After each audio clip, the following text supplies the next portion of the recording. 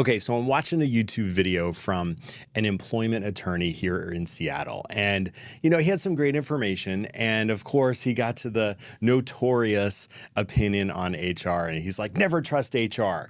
And of course, it triggered me, right? Because as you all know, I'm a former recovering HR professional. But it got me to thinking everybody says it, never trust HR. HR is not your friend. And honestly, I get it. But here's the truth.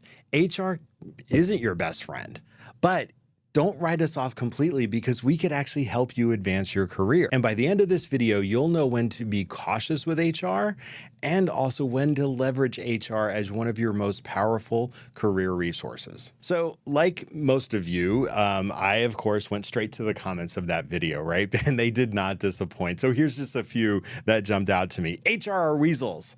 Okay.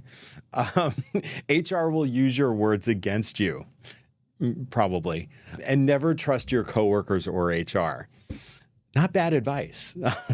I'm, of course, saying it a little bit tongue in cheek, but look, HR's duty is to the company, right? We work for the company. We're there to protect the company. Now, again, I've said this in countless videos where I do believe a good HR person should balance the loyalty and protection of the company with being an employee advocate. Some HR people don't do that well. They skew very heavily toward the side of the company. Here's the other thing. At-will employment gives employees little protection.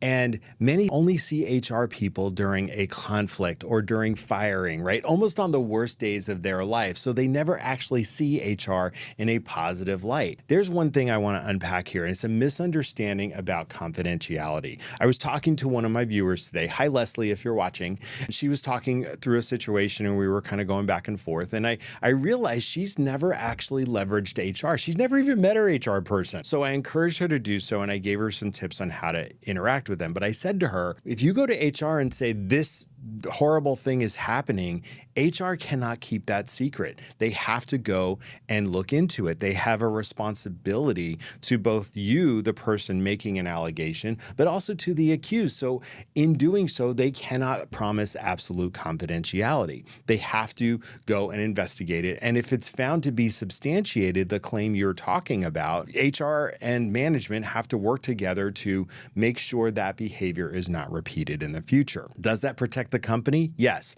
Does that also protect the employee from future incidents of whatever is happening? Yes.